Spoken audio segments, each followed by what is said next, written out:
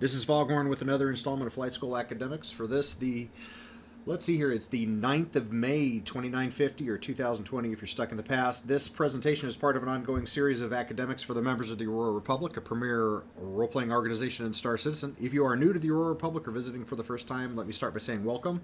Glad to have you with us and would love to hear more from you. If you'd like to hear more from us, we're a lawful good organization focused on role-play exploration and social interaction and are currently active in recruiting on Spectrum and Discord. Announcements. We have had some recent postings of the updates to syllabus and formal training academics posted in our Aurora Republic Spectrum forums. You can find those current academics there under training library. So always a good place to go look to find the official training academics for all of the different subjects that we've been doing. We've had 5 new members this week. This has been a busy week. It's amazing.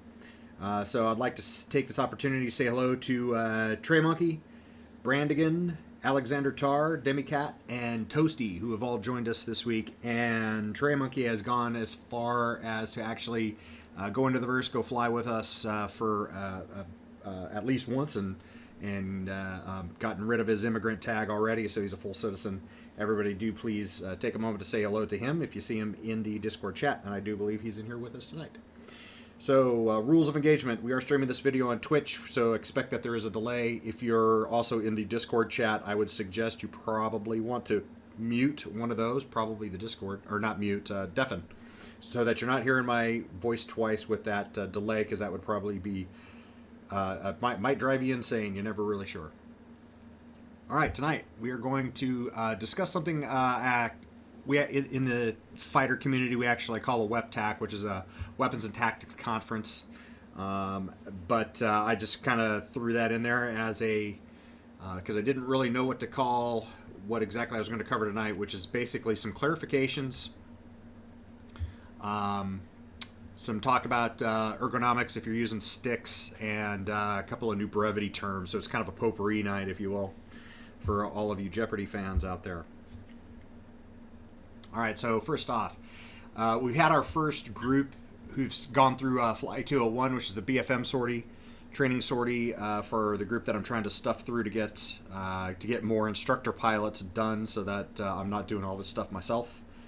And some things have some oversights have come to light, specifically in the BFM academics previously. I emphasized that basically at the Fights On, where you see the bandits start doing a break turn out in front of you, about the turn circle entry window when we were talking about turn circles, both in the online presentations that we've done on academics nights previously and in the formal training academics now. I emphasize that you have to basically roll out and aim for that turn circle entry, and you got to get there as fast as you can to that turn circle entry window, because every second that you're outside the bandit's turn circle, he is gaining angles. He's able to cut around to you, and the whole thing with pursuit curves and energy management doesn't actually work outside of the turn circle. There's no BFM outside the turn circle. There's no dogfight outside the turn circle.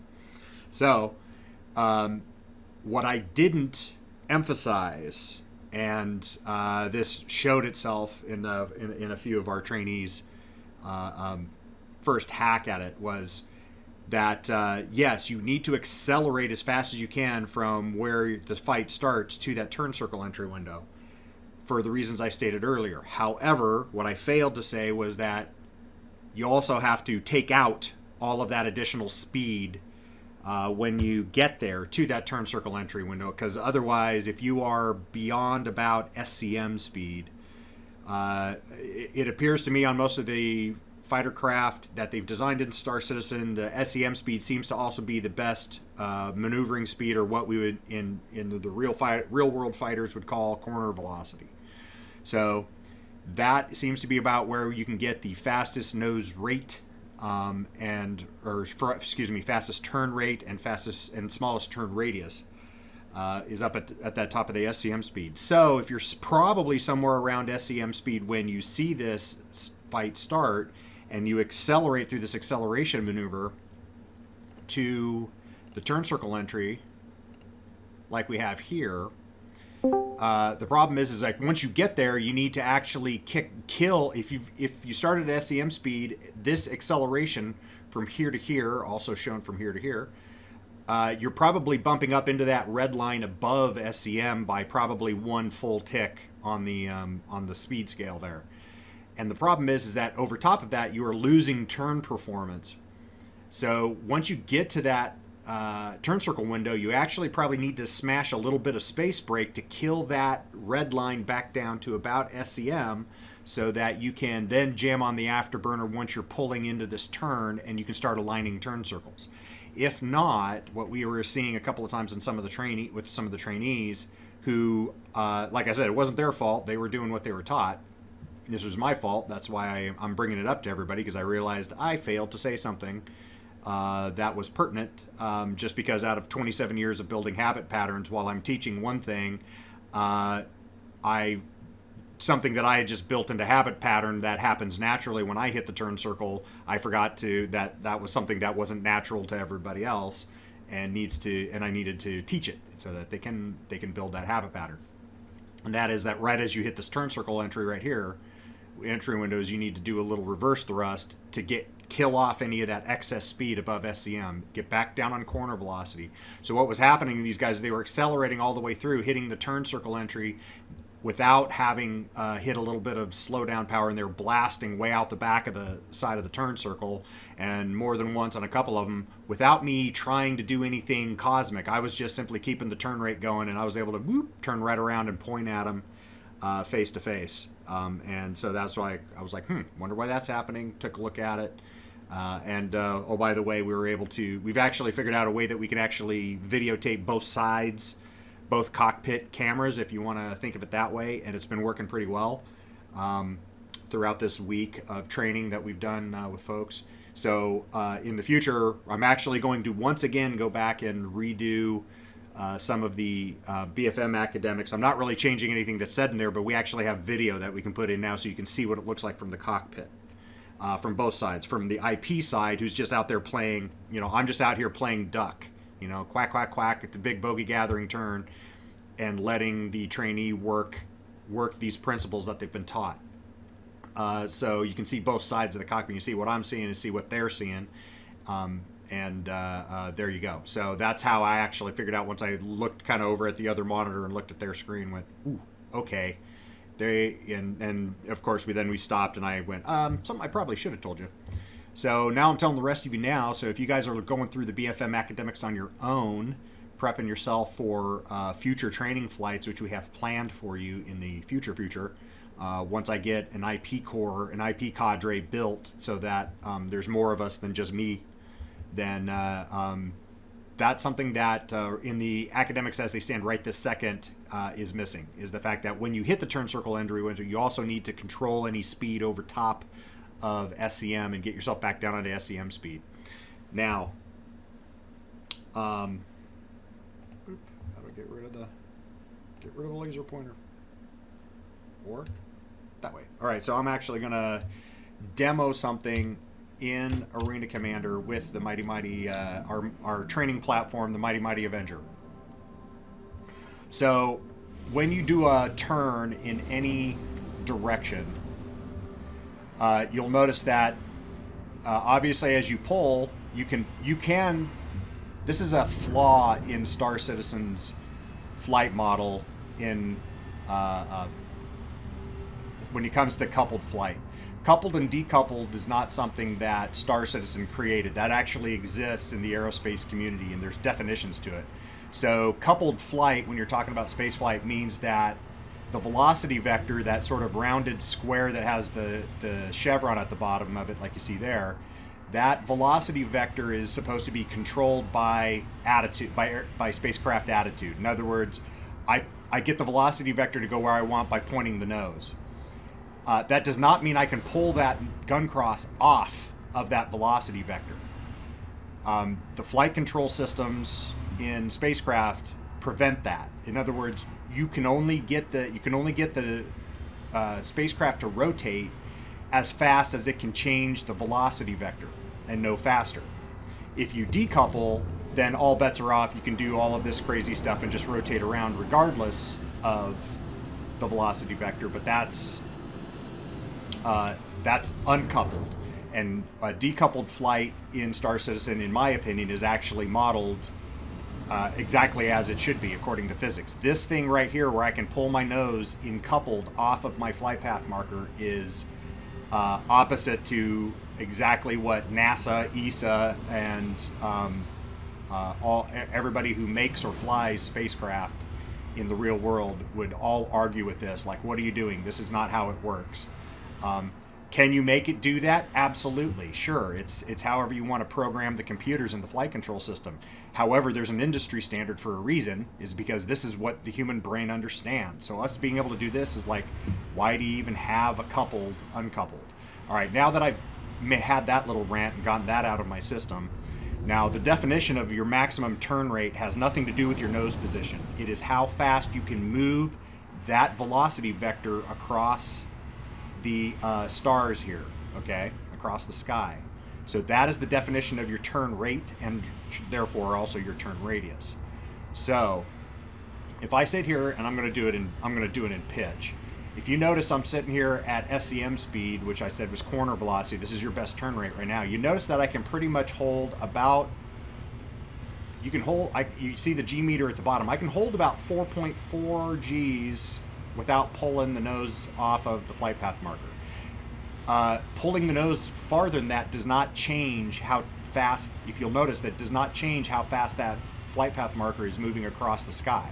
So rotating more doesn't get you anything when you're flying in a coupled maneuver like this.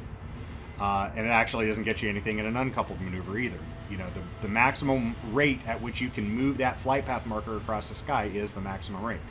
But now here's the trick. Okay, if I hit afterburner, now you'll notice that I can pull 8.8 Gs. I can like pull double the amount of Gs, which is also faster, and you can see I can actually get into gray out and red out and blackout, which is G-lock. So it became obvious that there was a lot of folks out there, this was brought up by the actual IP trainees, that, hey, there's a lot of folks in the org who didn't know that. And I thought that was also obvious, was that, okay, if I can only pull 4.5 Gs without the afterburner, I put in the burner, and I can pull a lot more Gs for as long as the burner will hold before I start getting flight systems overheats.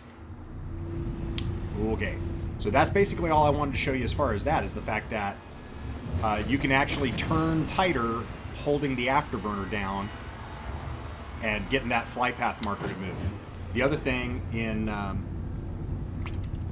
the academics is when you hear me talk about lead, pure, and lag, it's not where the nose position is. It's not the gun cross. It's that flight path marker. Everything in the BFM academics is a reference to the flight path marker. So it's the flight path marker out in lead, out in front of the enemy turn is lead. Flight path marker on top of the enemy is pure. Flight path marker behind the enemy as they turn is lag. Okay, any questions on that real quick? I'll hang for just a sec because we're actually going to change gears here and talk a little about ergonomics for things that have buttons on a stick. Basically everything not keyboard and mouse. If you're flying keyboard and mouse, this is still good to listen to. It only takes a sec, but they actually seem to have keyboard and mouse fairly well thought out as far as, you know, controlling a spacecraft. But when you start going, hey, I'm going to take a step off of the keyboard and mouse and go to peripherals like sticks, whether it's just a stick in a keyboard, or it's dual stick, or stick and throttle, or even a like a game controller similar like Xbox or PlayStation, then you're going to end up having to think about how you want to lay out what functions are on what buttons. I am not telling you that there is a right answer, because there isn't. Everybody has the way they like it, and that's all perfectly well and good. I'm just telling you it is something that is worth some thought. Right now I'm running dual 16,000 Ms, which I have been for a couple of years, And this is very basic. I'm not talking about all the base buttons because I don't consider those part of the HOTAS. I'm only talking about the buttons and switches that are actually on the stick itself. So as you can see here, this is how I have mine set out. It works fairly well, but there's lots of different ways you can skin that cat. So as far as the sticks themselves, I have pitch and yaw on the right stick, then twist for roll. On the left stick, I have surge and sway with a twist for heave. On the left, on the right stick, trigger is obviously fire group 1. On the button that's right below it is fire group 2. Right below the hat switch is fire group 2. The right button is a acquire missile acquisition, and the left is a missile launch. The hat switch I use is my targeting switch, similar to the F-16, which I basically made it as close to the TMUS switch as I could with what Star Citizen does. So the right hat up is target whatever directly under the reticle. So I use my gun cross as a targeting pointer. I just put it on what I want and go, dink, I want that guy. And then the hat down is the deselect target, which they just put in with 3.9, and oh, thank God that we finally have a deselect target capability. I don't know why that wasn't in early. Left is obviously targets nearest hostile. Right is cycle hostiles. Yes, I have no way of cycling through friendlies because I don't target friendlies unless we're flying. Unless we're flying like some sort of a formation or something. If I need to put a sensor point of interest on a friendly, I just use target reticle. I deselect all targets. I point my nose on whoever it is I want to know something about. Target them long enough to see what I need to see from them, range or whatever, and then deselect again because I don't run around with friends targeted. The left hat switch is actually gone through a lot of different changes over the years. Zoom in and zoom out used to work. Zoom in still works. Zoom out doesn't seem to work right now. Hat left is look behind. Hat right is cycle countermeasures because that right button on the left stick is my deploy countermeasure. So they're kind of in the same spot if I need to cycle and shit. My left trigger is space brake, and my left what they call button 2, the one right below the hat, is afterburner. So the reason why I do them like that, and I know there's at least one person who has them opposite, who has the trigger is afterburner and the button 2 is space brake. The reason is because if I'm going to push forward, then I'm going to push with my thumb as if I'm pushing forward. That should be afterburner. If I'm stopping, I'm going to be pulling back so that I'm surging towards the rear, and I'm going to be pulling on the space brake. That's my logic for it. That's not saying it's the right one. I'm just saying this is one way to skin the cat. And then my couple decouple is that left top. I actually do a lot of going in and out of couple in a turning engagement in Star Citizen a lot because I found that you can do some actually pretty sick tricks. But everything I've shown and demonstrated and taught in BFM Academics is 100% true and still applies even in the 6 degree of freedom combat arena such as space.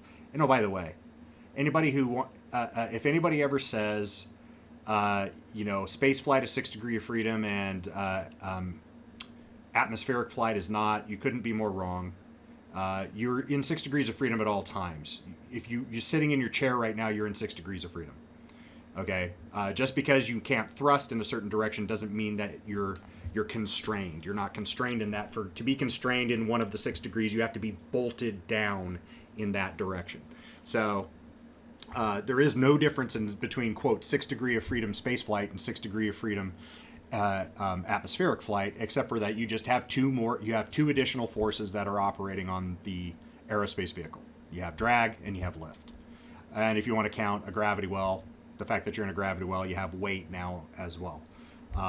But you could be out in space and still in a gravity well. So you could have weight while you're in space as well. So that's the only difference. There's really, which concerns me when CIG says, hey, we're still working on the atmospheric flight model. And I'm like, what do you mean the atmospheric flight model? There's just a flight model. It's the same flight model no matter where you go. It's just, it's just that when you get out of the atmosphere, a couple of terms go to zero and drop out. Lift and drag go to zero and drop out. You get outside of the gravity well far enough, and weight eventually goes to a mathematical limit that approaches zero but never actually goes to zero because there's gravity everywhere in the universe. So, it's only one flight model. You know, it's still just 6 degree of freedom summation of forces on the center of mass. Period. Stop. That's physics. Second round of the night complete. Oh, and by the way, this is for T16,000Ms, and if you think this was something that was going to take a little bit of time and baking your noodle and thinking about, you should see what it comes to when you have a whole lot more buttons available and the ability to do like shift keys and modifiers and all that kind of stuff. It can get crazy, yo. So, oh, by the way, that's the future. Those have arrived for me, and I can't remember if the other people who ordered them have had theirs shipped yet, but I was lucky and I was early. So, last thing, new brevity. I thought it would probably be useful for us to add just a couple of brevity words to describe non-flying but in-game situations that happen to us a lot. And it's basically the game error, all forked up recovery kind of stuff, or hey, this is what's happening to me. So we don't have to sit here. Having played with the group quite a bit over the last couple of years, we waste a lot of words describing situations that we all already know, because we've all been 30K'd, we've all been crash handlered, we've all been all that kind of thing. So, but for some reason we still spend a lot of time going, oh, I did this and that and this, and then I'm crash handlered. Just like, okay. So let's add into our brevity these 5 words. If your game crashes to the menu, that's called bounced.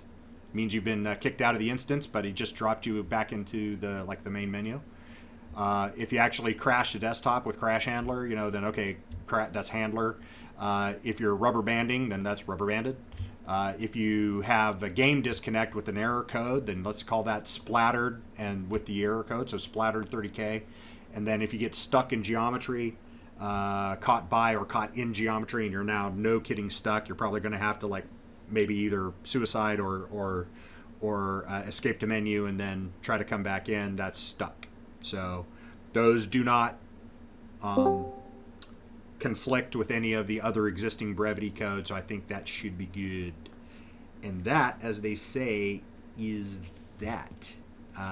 Any questions? I will sit here and tap dance for 10 or 15 seconds to beat the stream delay in case anybody has any questions. I will look over here at the chat that I have ignored the entire time I was blabbermouthing.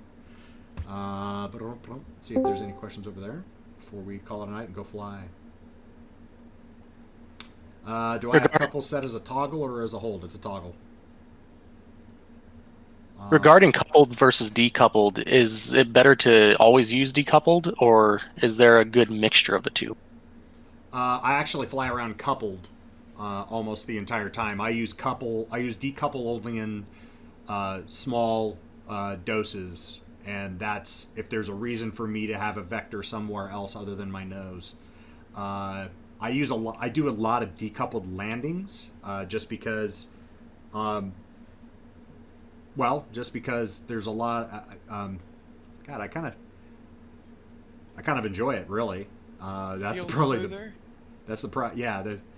the main reason is just because I like how it looks coming in as decoupled. Plus, a lot of times I just kind of think it's cool to be able to set the ship pointing in the orientation it's going to be sitting on the pad, and then just use the left stick and fly it around in 3 dimensions just with the left stick to get it to put it down like that. So I kind of enjoy flying my ship sideways and backwards and up and down and that kind of stuff, particularly around the landing area. Though there is no real practical reason to do that. Like I said, I do it that way just because it's fun. In combat, I go in and out depending on what I'm doing. If I'm trying to get out from underneath somebody's pipper, I am coupled in full blower somewhere around SEM speed because of that ability to carve the biggest, the fastest turn circle around whoever it is that's trying to shoot at me. If all I'm trying to do is keep pipper on a target, then I might go decoupled for a bit and kind of do this sort of what people call the ballistic turret. But I'm not really ballistic because I'm still cognizant of where my thrust vector is and where I'm moving my flight path marker to, for a lot of reasons, like particularly for fighting in around objects like asteroids and junk fields around Aberdeen and that kind of stuff. You got to be cognizant of where you're sliding into, because smacking some of that stuff at a good rate of speed is usually fatal.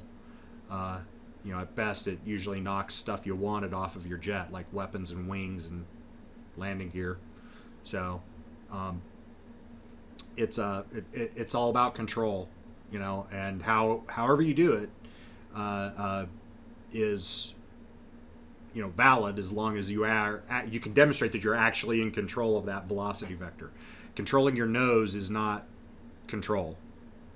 You have to be able to know where your velocity vector is going at all times and put it where you want it. That answer the question? It does, thank you. Rudder. Trey, did you have a question, man? I didn't mean to cut you off. No, that's fine. As far as decoupled and coupled,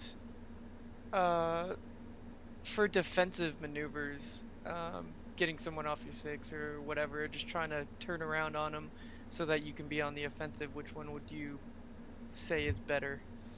I'm first going to get out from under their pipper as best I can. So, like I said, I'll probably do a maximum performance, probably coupled defensive brake turn for about 90 degrees a turn. And then I might decouple and rotate around on them. And I'm not playing with track IR. So the folks who have track IR actually have advantage of being able to look off axis away from the gun cross and look actually back towards the target. Yeah, I know they've added some automation in the logic. You can go into the settings and go, hey, I want this much, precess my head towards the target and all that kind of stuff. I turned all of that off. I played with it for a little bit, and it always seemed to move the field of view of the monitor away from where I would have done it as a fighter pilot. So I actually am planning to get track IR here at some point in the future and start fiddling with it and make it work well. But their in-game one is trash, in my opinion, because it doesn't move where I want it to move. You're trying to make it move according to a algorithm, and the algorithm is just not where you look for a dogfight. So, like I said, I'm probably gonna do the first 90 degrees in full grunt at max pull, and then once I get once I'm not getting clobbered anymore and I get out from underneath their bullets and their missiles, then I might decouple long enough to rotate and look. I also I do actually move my head in the cockpit with the mouse. So if I can get a hand off of one of the sticks long enough, which you can kind of do if you decouple real quick, you can kind of let go of your strafe stick, move your head and look, and then decide where you're going to put your head back to the center or keep looking on the inside of the turn, and let go of the mouse and go back to that. It only takes a second once you kind of get proficient at doing that. And so I do actually move the mouse to move my head around the cockpit to kind of predestined positions that I've learned over time is where I want to be looking. So it's a standard fighter pilot answer number one. It depends. All right, I'll just have to mess around with it, I guess. Yeah, everything in this is the more you do it, the more obvious stuff becomes. And like I said, about the buttonology, there are certain functions that you're going to have to sit and think about what you want.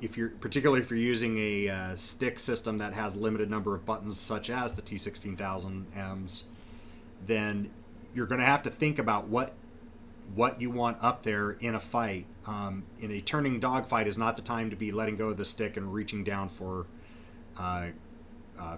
keyboard keys and stuff like that. And you're really not going to figure out which one of those is right or wrong for you until you just kind of go into Arena Commander and try it, or go in with some of the buddies in the org and go set up some of these situations that are in the BFM academics and go, okay, here's some of the exercises Foghorn taught us, the blocking and tackling drills, if you will, and go, ooh, crap, I need to be able to do this while I'm turning without taking my hands off the stick. Okay, but I don't need to be able to look behind, or if that's one, maybe you can throw look behind off of your limited number of buttons and hat switches on your stick, and then for example, I'm just making stuff up. You kind of have to find out what's right for you, but it is. But my point is that it's worth thinking about, and thinking about what, if I'm in that situation, what would I need to be able to do without taking my hands off the stick and throttle. In the fighter community, we call that playing the piccolo. While you're flying the jet and moving the throttle and the stick around, you're pushing a button with your pinky while you're moving a hat switch to the left with your thumb, while you're squeezing rounds off with the trigger finger all at the same time. That over on your left hand, you're twisting a rotary knob around to move something in, while with your thumb you're moving you're moving the slew switch to move your radar cursors around in your display, et cetera, et cetera, et cetera. So there's a whole lot of walking and chewing gum at the same time. Any other questions?